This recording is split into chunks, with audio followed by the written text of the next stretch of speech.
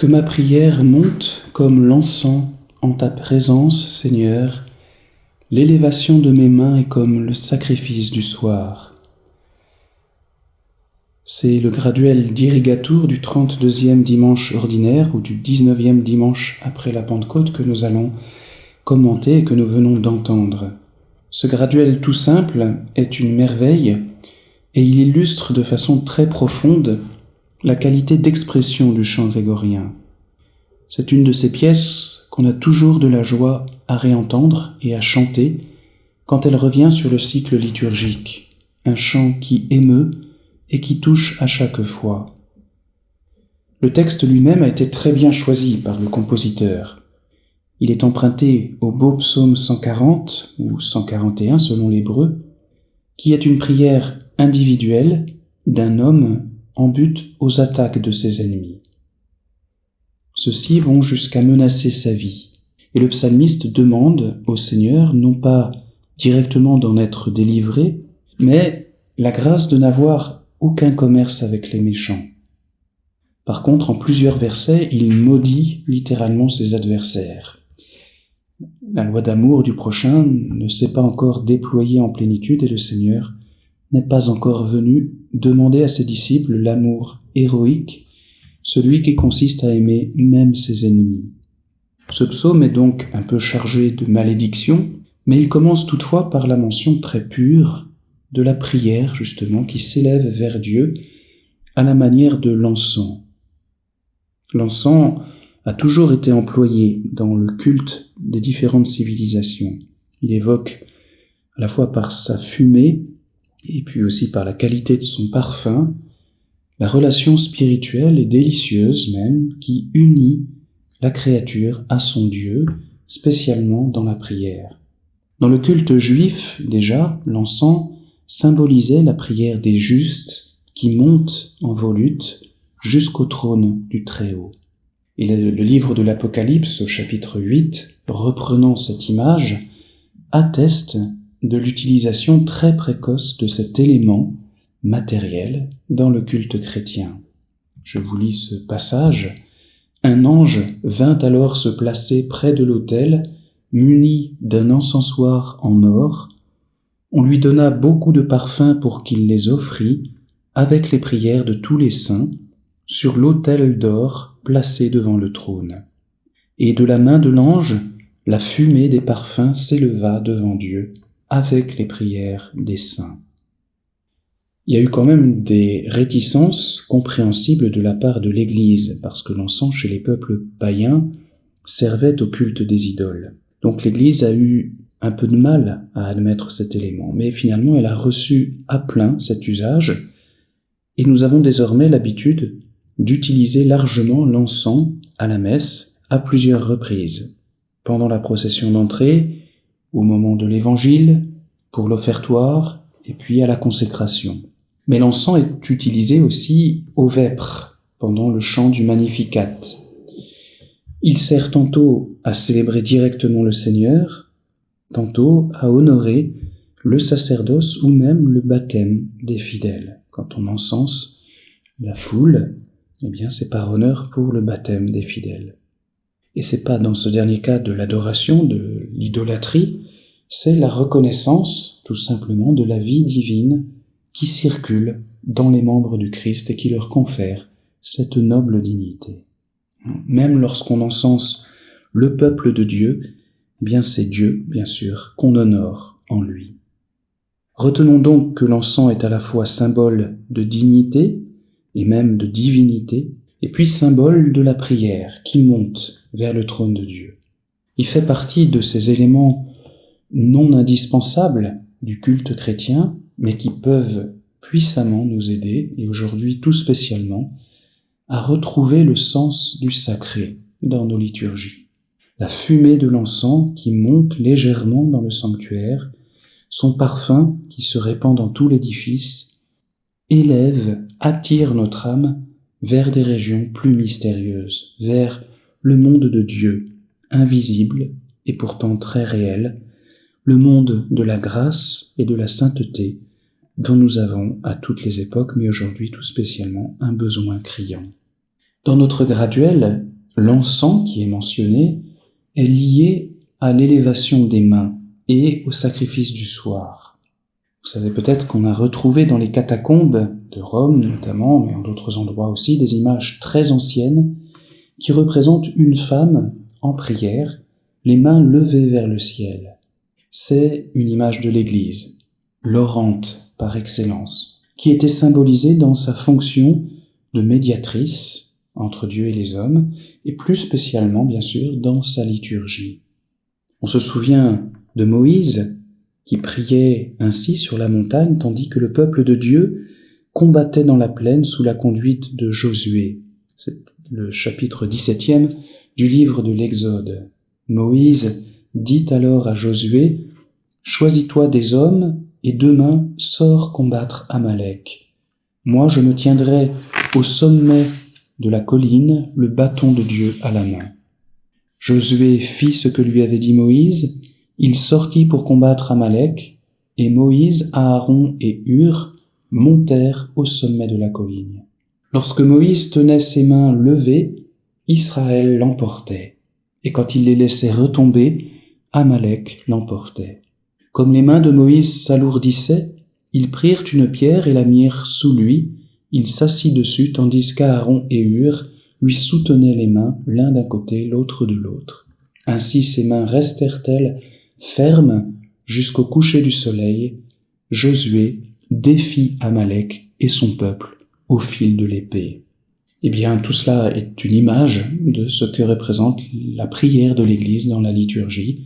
Amalek, c'est le démon, et le peuple de Dieu sous la conduite de Josué, ce sont les fidèles qui luttent dans leur vie quotidienne pour instaurer la civilisation de l'amour.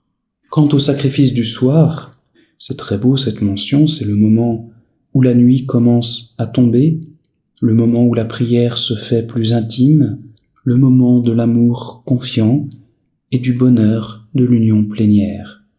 Ajoutons que ce graduel est chanté sur la fin du cycle de l'année liturgique, en quelque sorte au soir de ce monde. Il a donc aussi une note d'espérance. C'est comme un appel vers le soir sans couchant de l'éternité. Voilà donc tout ce que dit le texte de notre beau graduel. Il a une dimension sociale et une dimension individuelle. Il désigne de manière émouvante la prière de l'âme, aussi bien que la prière de l'Église, en marche vers l'éternité, et puis encore en proie aux ennemis de la terre. On réécoute ce chant avant d'en faire un commentaire musical.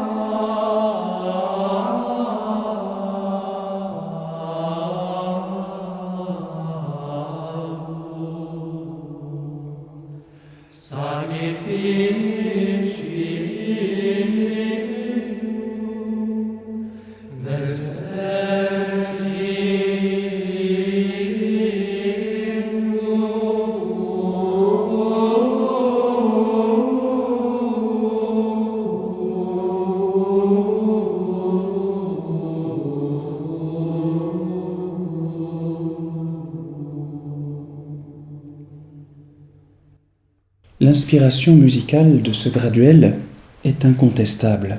C'est certainement un des plus beaux graduels du répertoire grégorien. Il est bref, splendide, très aérien, suprêmement expressif. Et l'harmonie qui existe entre le texte et la mélodie est tout à fait remarquable. Rien qu'à l'écouter, et j'espère que c'est le cas pour vous, on imagine les volutes d'encens qui montent avec les neumes vers le Seigneur. En même temps, le mouvement et l'allure de la ligne mélodique sont très paisibles. C'est vraiment le sacrifice du soir, le moment du recueillement et de l'intimité, la paix qui tombe avec la nuit sur Israël et sur la famille de Dieu. Le texte du graduel est à la première personne du singulier, mais ce peut être, on l'a dit déjà, une personne collective. Et on peut penser alors soit à toutes les messes qui se célèbrent le soir dans les villes et les campagnes de la chrétienté, soit au chant des vêpres qui s'élèvent aussi chaque soir des monastères et des communautés religieuses. Ce sont des moments privilégiés d'élévation de l'humanité vers le Seigneur. Le 7e mode, qui est celui de ce graduel, convient très bien à ce texte. C'est un mode majeur, plein d'élan et d'enthousiasme, même si, encore une fois, cette mélodie a une grâce particulière de paix et de noblesse. Ce n'est vraiment pas un chant fébrile, un chant en tension. Au contraire, cela reste très doux, très léger.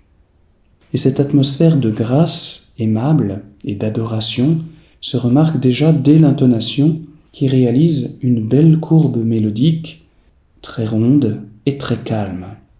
La mélodie part du sol, qui est la tonique du mode.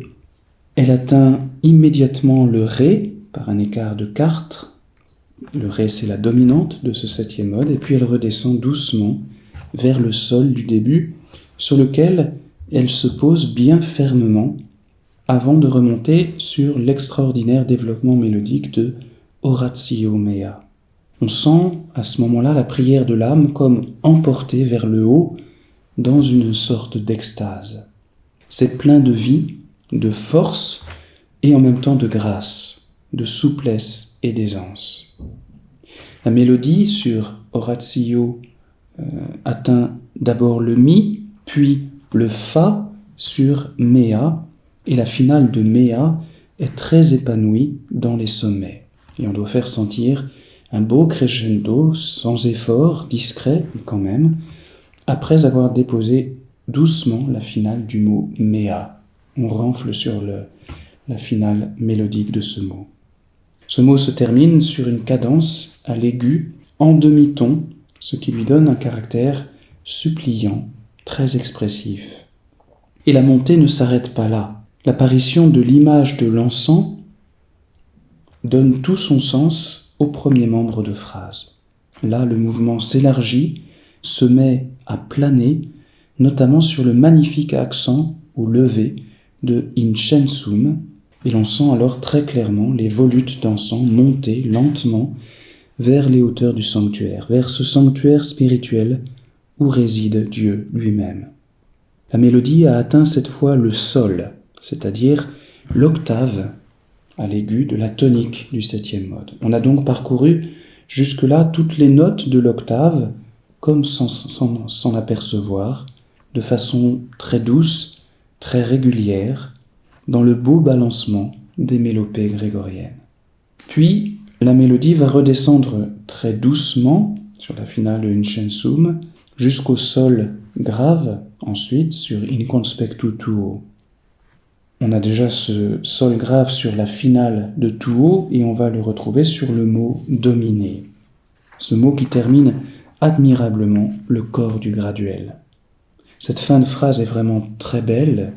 On peut y distinguer la grâce d'intériorité du chant grégorien qui non seulement ne s'excite jamais, mais encore finit toujours par conduire les sentiments de l'âme, même les plus exaltés, vers l'intimité de la relation avec le Seigneur, dans le creux de l'âme, dans l'amour tendre et dans la paisible certitude de l'appartenance à Dieu. Et ce mot dominer, il est vraiment extraordinaire de souplesse, de legato, de paix, de confiance. Il y a dans ces quelques neumes une richesse d'expression qui traduit la qualité contemplative exceptionnelle du compositeur. Mais, en réalité, celle-ci s'efface, se moule dans la prière de l'Église elle-même. Le compositeur et l'interprète se rejoignent dans la grande expérience mystique de l'Église. Un graduel comme celui-là, c'est vraiment un trésor qui est mis à la disposition du peuple de Dieu. Mais on n'est pas au bout de notre admiration.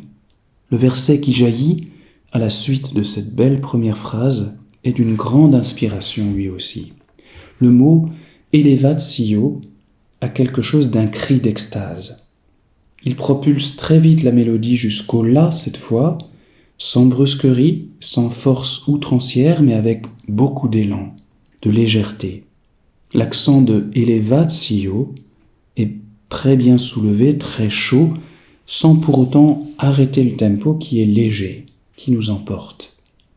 Ensuite, la mélodie se repose et plane sur une note longue de 4 notes, sur le Fa, qui prélude à une descente gracieuse au grave avant la remontée large et pleine de complaisance sur la finale du mot. Il y a là un balancement extraordinaire, c'est plein de légèreté et d'ampleur à la fois. Sur Manuum, la mélodie remonte jusqu'au La, avec les mêmes intervalles que ceux du début d'Elevatio, mais pour redescendre cette fois plus vite et définitivement, de façon très large, très chaude, vers la belle cadence de Mearum.